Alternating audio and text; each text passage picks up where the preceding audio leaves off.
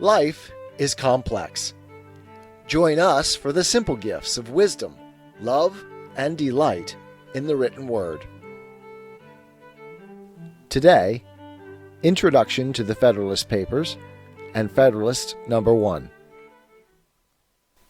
Introduction to the Federalist Papers. The Federalist, commonly referred to as the Federalist Papers, is a series of 85 essays written by Alexander Hamilton, John Jay, and James Madison between October 1787 and May 1788. The essays were published anonymously under the name Publius in various New York State newspapers of the time.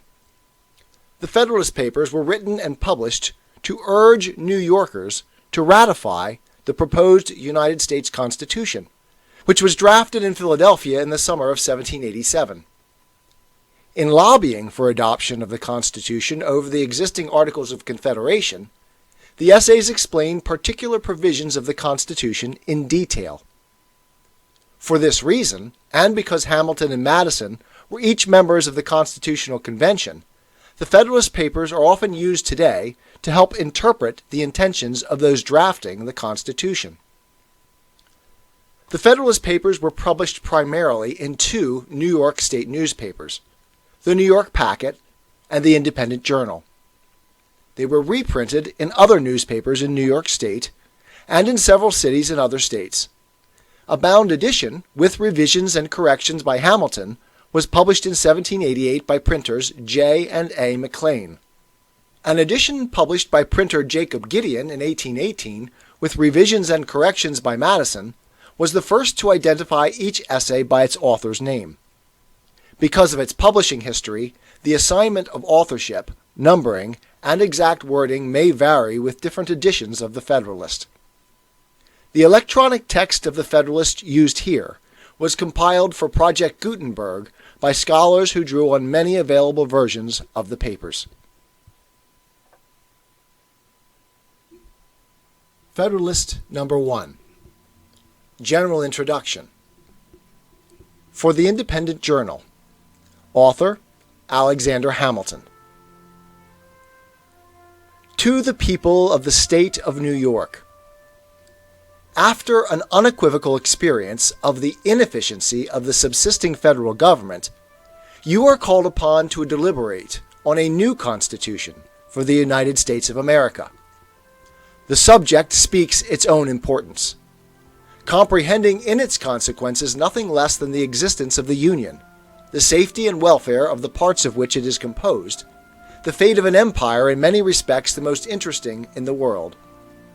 It has been frequently remarked that it seems to have been reserved to the people of this country, by their conduct and example, to decide the important question, whether societies of men are really capable or not of establishing good government from reflection and choice, or whether they are forever destined to depend for their political constitutions on accident and force. If there be any truth in the remark, the crisis at which we are arrived may with propriety be regarded as the era in which that decision is to be made, and a wrong election of the part we shall act may, in this view, deserve to be considered as the general misfortune of mankind. This idea will add the inducements of philanthropy to those of patriotism, to heighten the solicitude which all considerate and good men must feel for the event. Happy will it be if our choice should be directed by a judicious estimate of our true interests, unperplexed and unbiased by considerations not connected with the public good.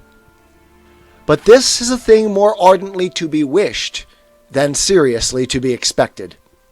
The plan offered to our deliberations affects too many particular interests, innovates upon too many local institutions, not to involve in its discussion a variety of objects foreign to its merits, and of views, passions, and prejudices little favorable to the discovery of truth.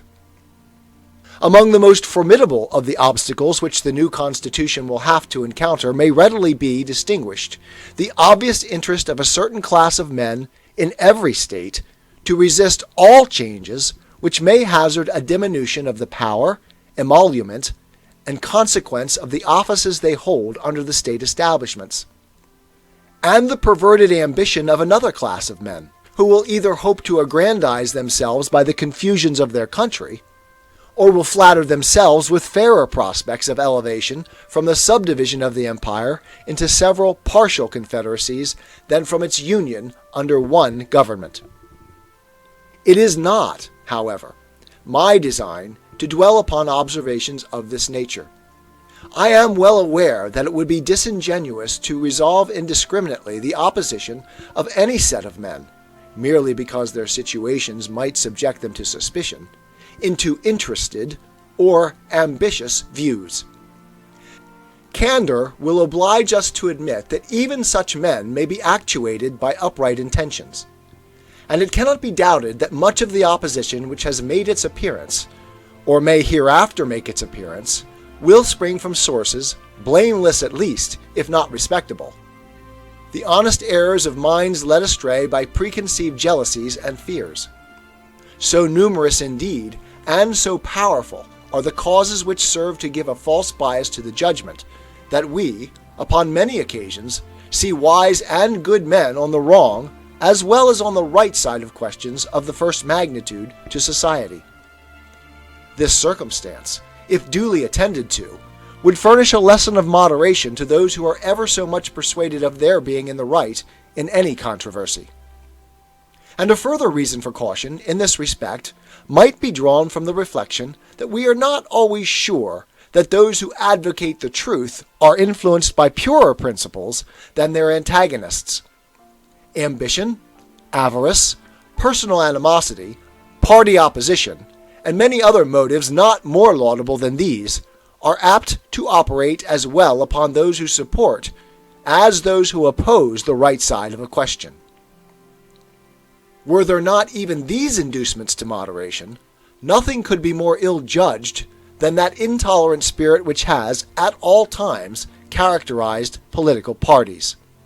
For in politics, as in religion, it is equally absurd to aim at making proselytes by fire and sword. Heresies in either can rarely be cured by persecution.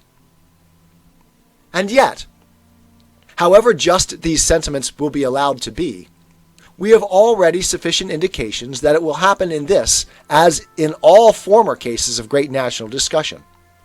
A torrent of angry and malignant passions will be let loose. To judge from the conduct of the opposite parties, we shall be led to conclude that they will mutually hope to evince the justness of their opinions, and to increase the number of their converts by the loudness of their declamations, and the bitterness of their invectives. An enlightened zeal for the energy and efficiency of government will be stigmatized as the offspring of a temper fond of despotic power, and hostile to the principles of liberty.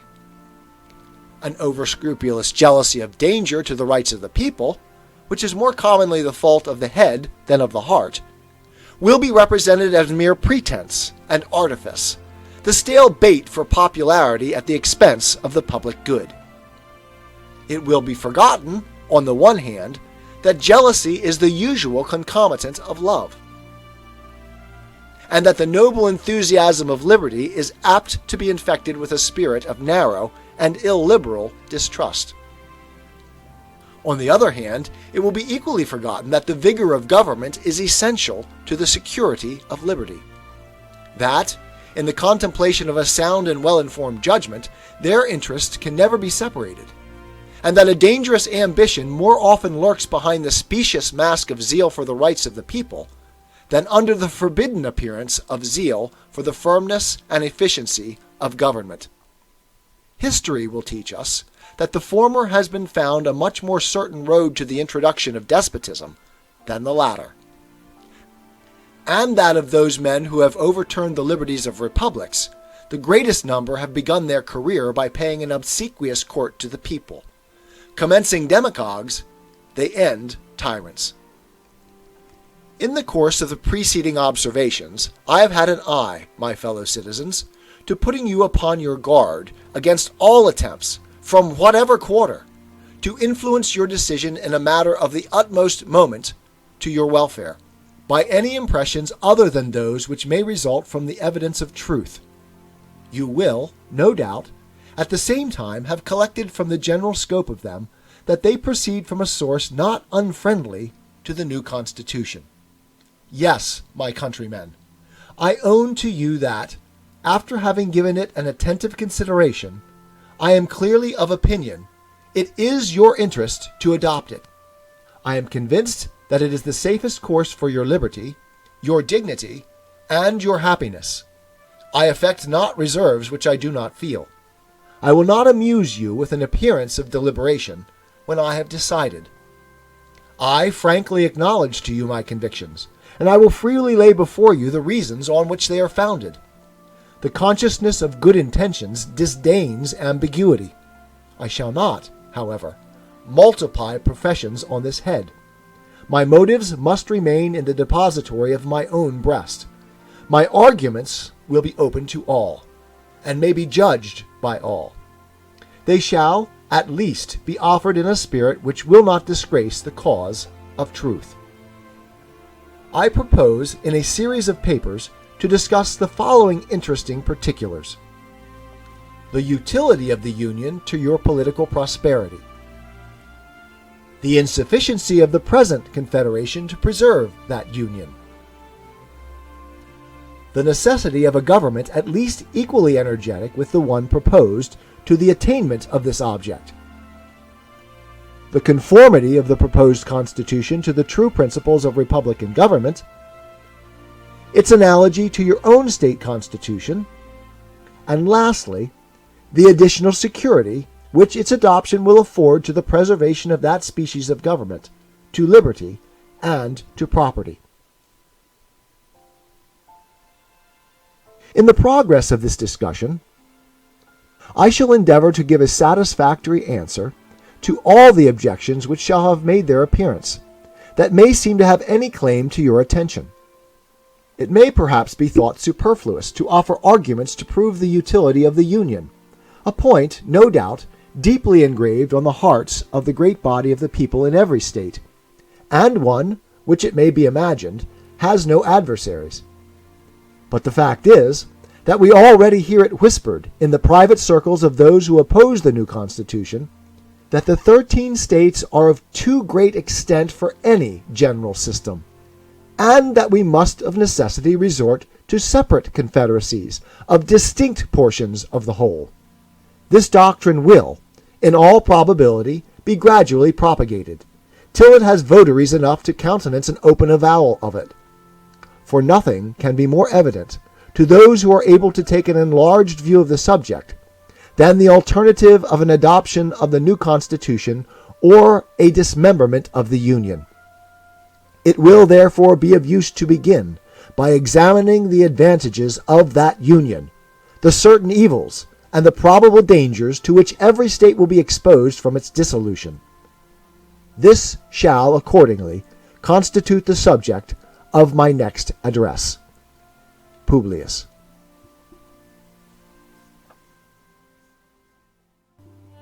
'Tis the gift to be simple, 'tis the gift to be free, 'tis the gift to come down where we ought to be, and when we find ourselves in the place just right, 'twill be in the valley of love and delight. When true simplicity is gained, to bow and to bend, we will not be ashamed. To turn will be our delight, till by turning, we come round right.